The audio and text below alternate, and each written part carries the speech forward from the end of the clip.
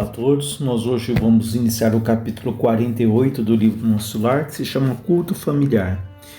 E relembrando o final do capítulo passado, era o momento em que a Dona Laura estava se preparando para voltar para a Terra, né? Então ali ela recebe a visita de várias pessoas que vão homenageá-la, e ela diz ao André Luiz, no final, que no dia seguinte eles fariam uma reunião íntima ali na casa dela, né? Em que ela receberia a visita do esposo, lembrando que o esposo já estava na terra, já estava reencarnado. Ele era uma criança e a espiritualidade então programar o encontro de maneira que o esposo dela viesse visitar a Dona Laura e os filhos em nosso lar, né? E o esposo era o Ricardo, né? Que ele seria levado ali para o nosso lar. Então vamos lá. O André Luiz diz: talvez que a praticantes do espiritismo não fosse tão surpreendente a reunião a que comparecia em casa de Lísias, né? Lísias ali, lembrando o filho da Dona Laura. A meus olhos, porém, o quadro era inédito e interessante. Na espaçosa sala de estar, reunia-se pequena assembleia de pouco mais de 30 pessoas. A disposição dos móveis era a mais simples. Enfileiravam-se poltronas confortáveis, 12 a 12, diante do estrado onde o ministro Clarencio assumira a posição de diretor, cercando-se da senhora Laura e dos filhos. À distância de 4 metros aproximadamente, havia um grande globo cristalino da altura de 2 metros presumíveis, envolvido na parte inferior em longa série de fios que se ligavam a pequeno aparelho idêntico aos nossos alto-falantes. Numerosas indagações me bailavam no cérebro. Na sala extensa, cada qual tomara lugar adequado, mas observava conversações fraternas em todos os grupos. Então vejam ali que na sala de Dona Laura, mais de 30 pessoas se reuniram e que havia uma espécie de um globo, né, cristalino, que a gente vai entender qual é a função desse globo. E aqui fala que as conversações fraternas, né, nos grupos. Isso é um ponto muito importante, porque ali seria uma reunião mesmo, mediúnica até, né, já que o marido dela que estava na Terra seria trazido. Então haveria ali esse intercâmbio entre dois planos. E a gente sabe que tanto lá quanto aqui, a importância dessa sintonia ali dos pensamentos, o cuidado com as conversações, né? Tanto que se recomenda muito antes das sessões, né, nas casas espíritas, que a gente chegue ali um pouco preparado, né? No sentido de ter feito das nossas reflexões, no dia procurarmos ali uma comida mais leve, para facilitar ali até a assimilação dos fluidos, das vibrações, né? Então, aqui a gente percebe que eles já tinham ali antes da reunião conversações, mas que eram conversações ali bastante fraternas, né, equilibradas. Achando-me ao lado de Nicolas, antigo servidor do Ministério do Auxílio e íntimo da família de Lísias, ousei perguntar alguma coisa. O companheiro não se fez rogado e esclareceu: estamos prontos. Contudo, aguardamos a ordem da comunicação. Nosso irmão Ricardo, né, o marido da Dona Laura que estava na Terra, que está na Terra, né, que vai ser trazido. Então, nosso irmão Ricardo está na fase da infância terrestre e não lhe será difícil desprender-se dos elos físicos mais fortes por alguns instantes. Mas ele virá até aqui? Pergunta André Luiz. Como não? Respondeu o interlocutor. Nem todos os encarnados se agriloam ao solo da terra, ou seja, ficam presos só à terra.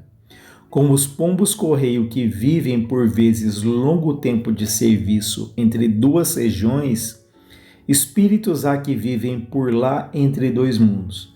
Então ele faz uma analogia com os pombos-correio, né, que eles estão ali de uma região para outra e ele fala que há espíritos da Terra que vivem entre dois mundos. Aqui ele está falando de espíritos muito maduros, né?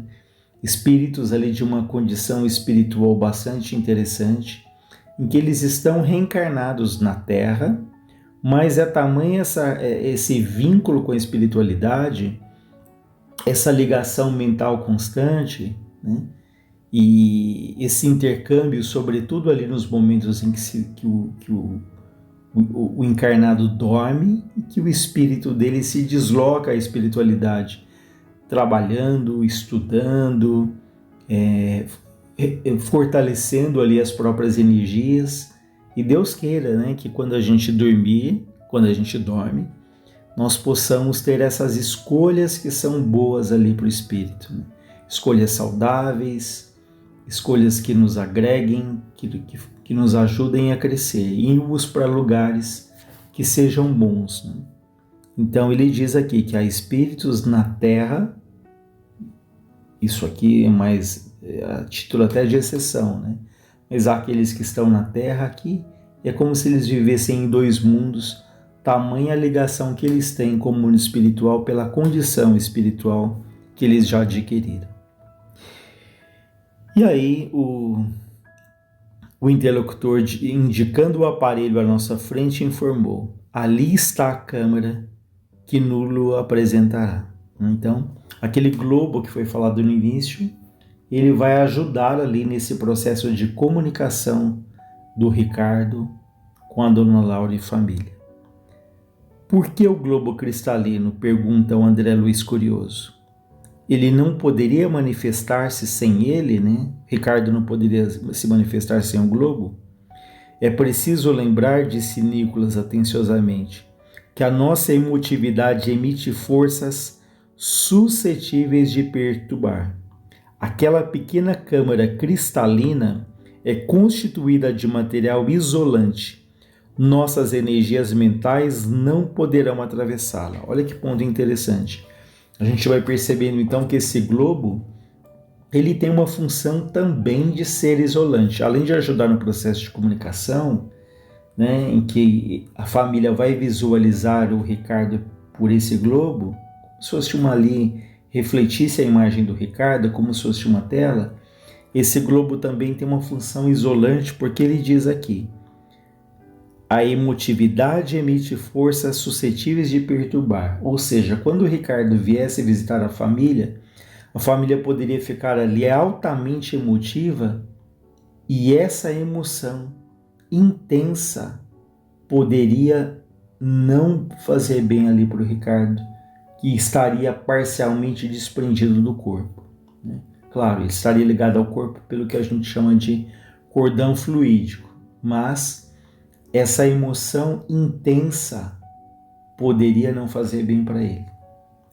Então vejam o cuidado da espiritualidade, todo o preparo para que o Ricardo viesse visitar a Dona Laura em nosso lar, mas ele pudesse manter a sua integridade emocional sem nenhum abalo pela emoção que teria ali quando ele pudesse rever a família e não captar ali talvez uma emoção tão grande que poderia ali de alguma forma não fazer bem a ele, né? Então por isso eles falam que as energias mentais não poderão atravessar ali aquele globo, né? Nesse instante foi Lísias chamada ao fone por funcionários da comunicação. Era chegado o momento. Poder-se-ia começar o trabalho culminante da reunião. Verifiquei no relógio da parede que estávamos com 40 minutos depois da meia-noite. Notando meu olhar interrogativo, disse Nicolas em voz baixa: somente agora há bastante paz no recente lar de Ricardo lá na terra. Naturalmente a casa descansa, os pais dormem e ele na nova fase não permanece inteiramente junto ao berço. Olha que ponto interessante também, que essa comunicação, esse deslocamento do Ricardo até nosso lar, ele se deu, já passava o quê? 40 minutos da meia-noite, né? Ou seja, 20 para 1 da manhã. Por que esse momento? porque a família, os pais já estavam dormindo, a casa estava em silêncio. Então toda essa calmaria do ambiente da casa também facilitava ali esse desprendimento do Ricardo até o nosso lar, que fala que ele não estava inteiramente junto ali ao berço, né? E ele fala anteriormente também que para a criança é mais fácil ali esse desprendimento, né? Então a gente percebe isso no dia a dia, que às vezes a criança ela está um pouco, claro, está aqui na Terra, vivendo intensamente a Terra, mas ela ainda tem essa ligação ali com a espiritualidade um pouco mais intensa. Então é comum crianças que veem espíritos, as crianças que têm ali os amigos imaginários, né? Que alguns pais acham que é uma coisa da cabeça delas, e quantas vezes de fato a criança está vendo um espírito, ela está brincando com outra criança enquanto espírito, né? Dando às crianças que falam, poxa, eu preciso fazer um lanche também para o meu amigo, precisa de uma maleta para o meu amigo, enfim. Às vezes agem como se estivesse alguém ali do lado, e de fato, muitas vezes, tem ali um espírito, né? Mas vamos lá. Não lhe foi possível continuar, né? O Nicolas está falando pro André Luiz aqui, né? Por que isso aconteceu então próximo da 1 da manhã, mas ele não consegue continuar porque o ministro Clarencio, levantando-se, pediu homogeneidade de pensamentos e verdadeira fusão de sentimentos. Então vejam que uma vez mais é recomendado a todos os participantes ali que tenham cuidado com o pensamento, que fundam, que se unam ali os sentimentos mais nobres, porque essa união de pensamentos e de sentimentos mais elevados vai ajudar ali muito nessa visita que o Ricardo faria ali no nosso lar, na casa de Dona Laura. Fez-se grande quietude, e Clarencio diz comovedora e singela prece. Em seguida, Lísia se fez ouvir na cítara harmoniosa, né? Cítara lembra um pouco um violão antigo, né? Um instrumento de cordas. Então Lísias ali tocando a cítara, enchendo o ambiente de profundas vibrações de paz e encantamento. Logo após, Clarencio tomou novamente a palavra. Irmãos, disse, enviemos agora a Ricardo a nossa mensagem de amor. Observei então, com surpresa, que as filhas e a neta da senhora Laura, acompanhadas de Lísias, abandonavam o estrado, tomando a posição junto dos instrumentos musicais. Judite e Yolanda e Lísias, os filhos, se encarregaram respectivamente do piano, da harpa e da cítara, ao lado de Teresa e Heloísa, que integravam o gracioso coro familiar. As cordas afinadas casaram-se aos ecos de branda melodia, e a música elevou-se cariciosa e divina, semelhante a gorjeio celeste. Sentia-me arrebatado a esferas sublimes do pensamento, quando vozes argentinas embalaram o interior. Aqui então ele fala da emoção dele de ouvir ali eles cantando, tocando, né? Então vozes argentinas, e aqui a Argentina não tem nenhuma relação com o país, a Argentina, né?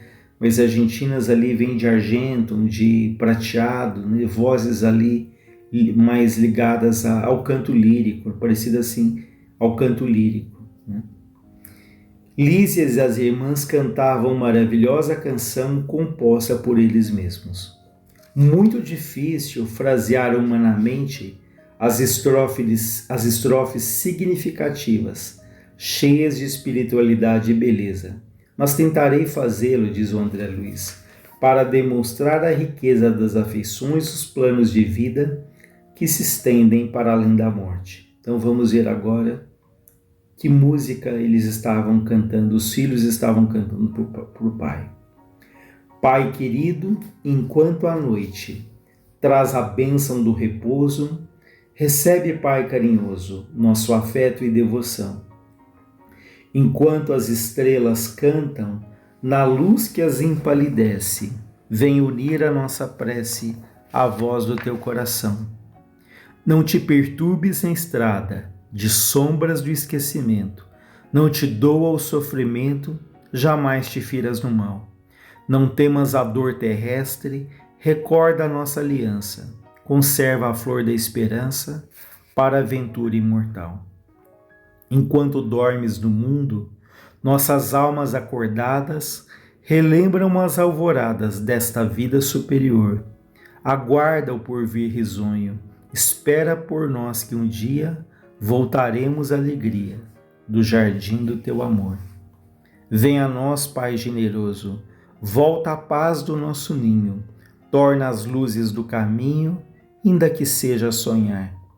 Esquece um minuto a terra e vem sorver da água pura, de consolo e de ternura, das fontes de nosso lar. Nossa casa não te ouvida, o sacrifício, a bondade, a sublime caridade das tuas lições no bem. Atravessa a sombra espessa, vence, Pai, a carne estranha, sobe ao cume da montanha, vem conosco orar também. E o André Luiz diz que as derradeiras notas da bela composição, notei que o globo se cobria interiormente de uma substância leitosa acinzentada, apresentando logo em seguida a figura simpática de um homem na idade madura. Era Ricardo. Impossível descrever a sagrada emoção da família dirigindo-lhe amorosas saudações. Interessante que a imagem do Ricardo é projetada então ali naquele globo. O recém-chegado, o Ricardo, após falar particularmente à companheira e aos filhos, fixou o olhar amigo em nós outros, pedindo fosse repetida a suave canção filial, que ele ouviu banhado em lágrimas. Interessante, Ele gostou tanto, foi tão significativo para ele aquela canção, que ele pede, olha, repitam, e deixa ele emocionado. Quando se calaram as últimas notas, ele disse comovidamente: ó meus filhos, como é grande a bondade de Jesus, que nos aureolou o culto doméstico do Evangelho com as supremas alegrias dessa noite. Nessa sala temos procurado juntos o caminho das esferas superiores. Muitas vezes recebemos o pão espiritual da vida. E ainda aqui, que nós nos reencontramos para o estímulo santo. Como sou feliz. Mas, em função do tempo, a gente continua então na próxima semana, acompanhando aqui essa visita tão especial do Ricardo a Dona Laura e ele e os filhos. Tá? Continuamos na próxima semana e finalizamos esse capítulo. Que Deus nos ampare, nos fortaleça.